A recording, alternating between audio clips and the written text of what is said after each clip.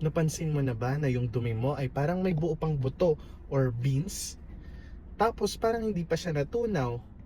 Tara, pag-usapan natin. It is but a pleasant day everyone. This is Dr. Bral Toralba, an internal medicine resident. Ngayon pag-uusapan naman natin ang isang katanungan ni Sir na nag-message po sa akin. Pero hindi ko po alam kung totoong tanong nga ba ito o pinagtitripan lang niya ako. Kasi yung tanong niya parang joke-joke lang. But ang nabasa ko ng maayos, it seems like it is really a very serious question na curious din siguro yung iba bakit nangyayari to. So ganito po yung tanong niya. Dok, bakit buo po yung beans na kinain ko na lumabas sa dumi ko? Normal po ba yun? Yun, a very intriguing question. Sa ating mga ibang viewers po ngayon, napansin nyo na rin po ba na yung beans, buto, seeds, at ibang mga gulay po ay buo pa rin na lumabas sa dumi po ninyo na para bang hindi natunaw? Don't worry po, may scientific reason po para doon.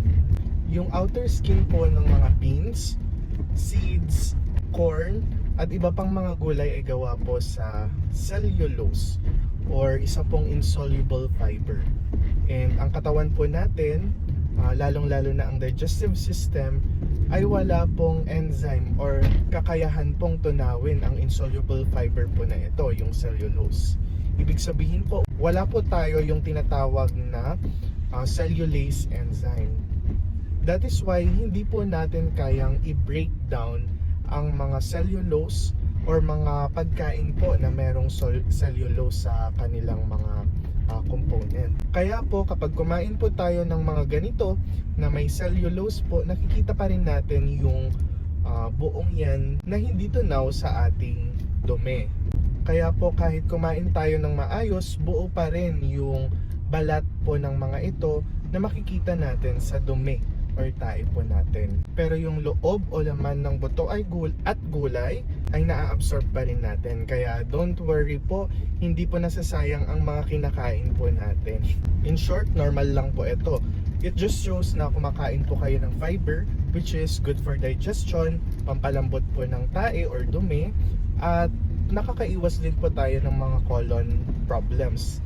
Pero kung nagiging madalas na po ito, nagkakaroon din po kayo ng associated na diarrhea, bloating, or unexplained weight loss, baka naman meron na po kayong mga ibang digestive issues. Kaya pag may mga ganito kayong senyales or sintomas, better consult your doctor, lalong-lalo na ang mga gastroenterologist po natin para ma-screen po nila kayo ng maayos kung tama ba yung pagdumi ninyo at normal pa rin ba.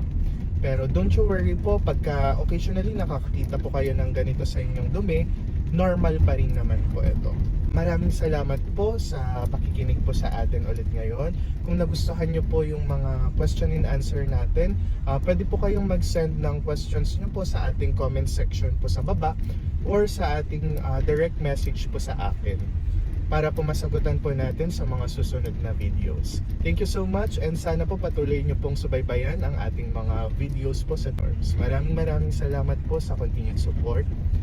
And follow, subscribe, and don't forget to hit the like button or heart button.